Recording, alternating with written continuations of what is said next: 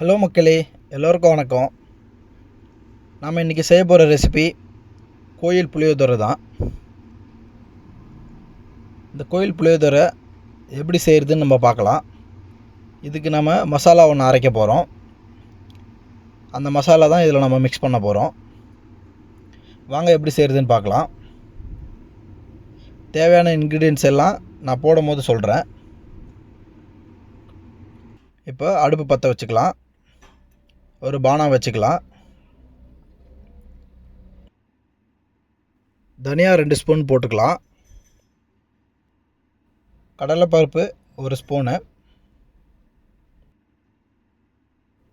கடுகு உளுத்தம்பருப்பு அரை ஸ்பூனு, மிளகு அரை ஸ்பூனு, சீரகம் அரை ஸ்பூனு, வரமிளகா 2, வெந்தயம் 1/4 ஸ்பூனு. இது எல்லாத்தையும் லோ ஃப்ளேமில் நல்லா வதக்கிக்கலாம்.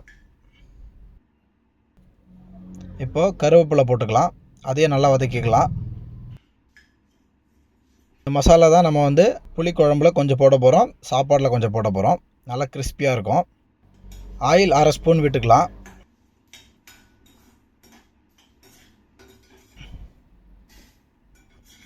இப்போது எல்லாத்தையும் எடுத்துக்கலாம். எடுத்து நல்லா ஆற வைக்கணும். மிக்சியில் போட்டு நல்லா கொரகொரப்பாக அரைச்சிக்கலாம். ரொம்ப ஃபைனாக அரைக்கக்கூடாது. இந்த மாதிரி தான் இருக்கணும், நல்லா கொரகொரப்பாக. மறுபடியும் இப்போ அடுப்பு பற்ற வச்சுக்கலாம். பானம் வச்சுட்டு இப்போ ஆயில் ஊற்றிக்கலாம். புளியோதரைக்கு தேவையான வேர்க்கடலை அரை கப்பு, அதை நல்லா வறுத்துக்கலாம். நல்லா சுவையாக இருக்கும் புளியோதரையில் போட்டால்.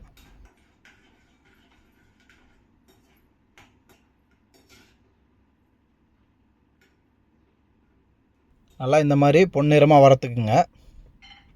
இப்போ எடுத்து வச்சிடலாம்.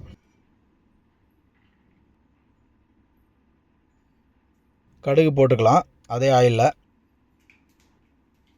உளுத்தம்பருப்பு போட்டுக்கலாம், கடலைப்பருப்பு போட்டுக்கலாம், காஞ்ச மிளகா, நறுக்கி வச்ச பூண்டு போட்டுக்கலாம், கருவேப்பிலை சிறிதளவு போட்டுக்கலாம். இது எல்லாத்தையும் நல்லா வதக்கிக்கலாம்.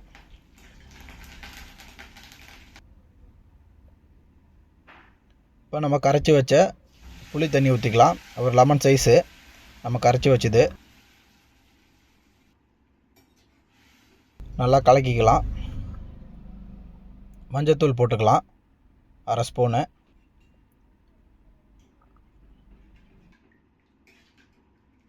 கலக்கி விட்டுட்டு இந்த புளி குழம்புக்கு தேவையான உப்பு போட்டுக்கலாம்.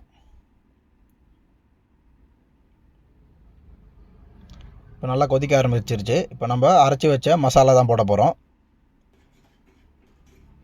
அதையும் நல்லா கலக்கி விட்டுக்கலாம். இப்போ நல்லா கெட்டியாக ஆரம்பிச்சிருச்சு. இப்போ இந்த புளி குழம்பை நம்ம சாதத்தில் கலந்து சாப்பிட்டு பார்க்கலாம்.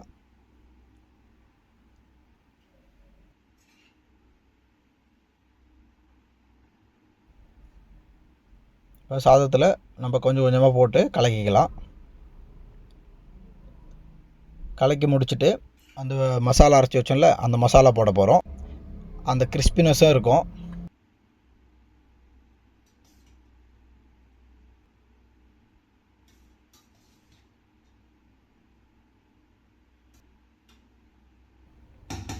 இப்போ நல்லா கலந்தாச்சு. இப்போ வேர்க்கடலையும் கருவேப்பிலையும் நம்ம ஃப்ரை பண்ணி வச்சுருக்கோம், அதை போட்டுக்கலாம். இதையும் நல்லா மிக்ஸ் பண்ணிக்கலாம். இப்போது இந்த பவுட்ரு தான் போட போகிறோம், மசாலா பவுடரு. இந்த மசாலா பவுடரை போட்டு நல்லா மிக்ஸ் பண்ணிக்கலாம்.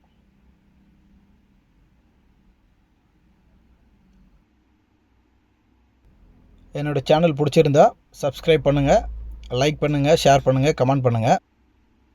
நீங்களும் இந்த டிஷ்ஷை வீட்டில் செஞ்சு சாப்பிட்டு சந்தோஷமாக இருங்க.